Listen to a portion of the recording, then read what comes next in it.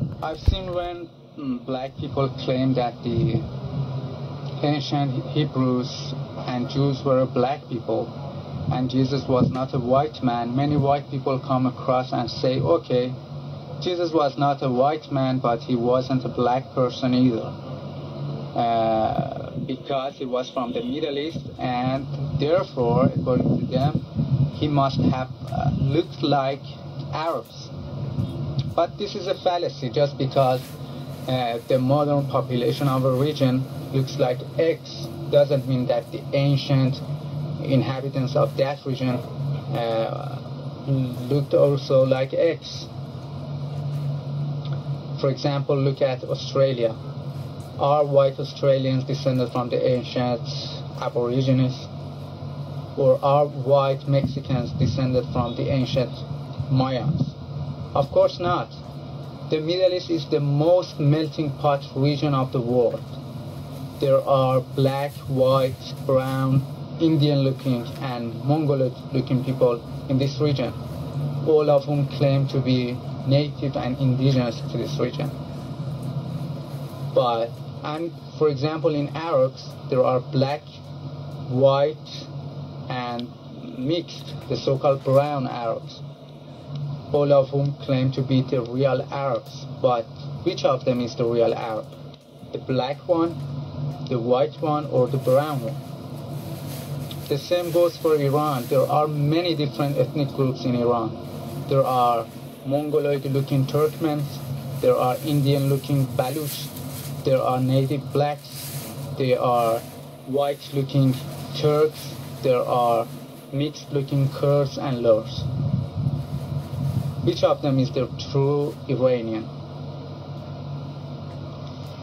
And unlike what the believers of the Indo-European hoax claim, the white-looking people in this region are not descended from the ancient mythical Indo-Europeans.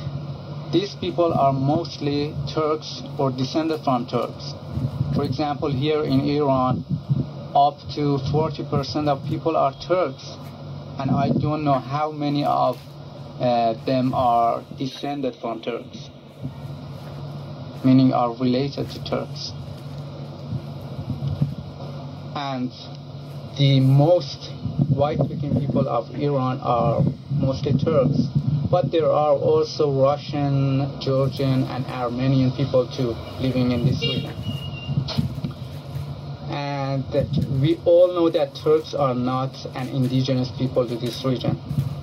They came from southern Russia and the Central Asia in recent centuries, and they cannot be an indigenous people to this region.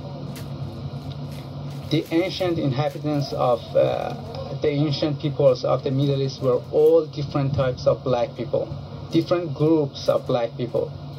Assyrians were a black people, Persians were a black people, Elamites were a black people, and Arabs, yes, were a black people.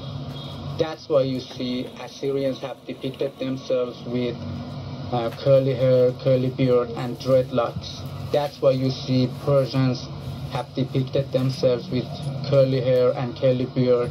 And even there are many wall paintings found in Susa in which Persians have depicted themselves with black skin, have painted themselves with black skin. So therefore, Persians were black people, not a so-called Indo-European. And I believe that Persians, Assyrians, Arabs, and all of the ancient inhabitants of the Middle East were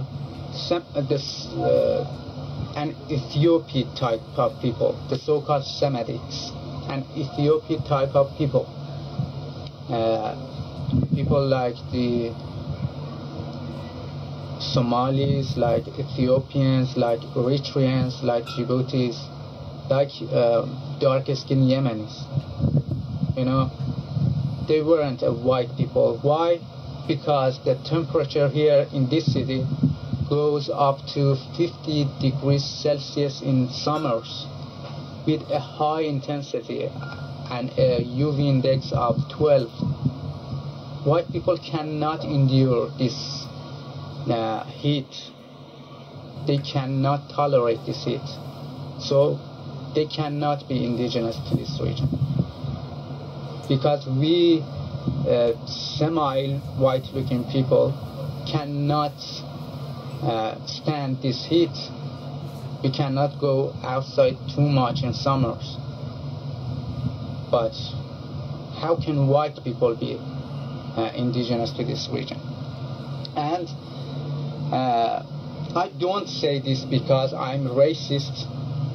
As you can see, I'm not a black person, and I look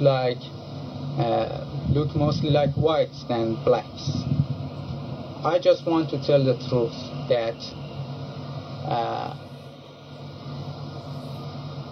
the ancient inhabitants of these regions, from Babylonians, Assyrians, Elamites, Persians, Jews, were all black.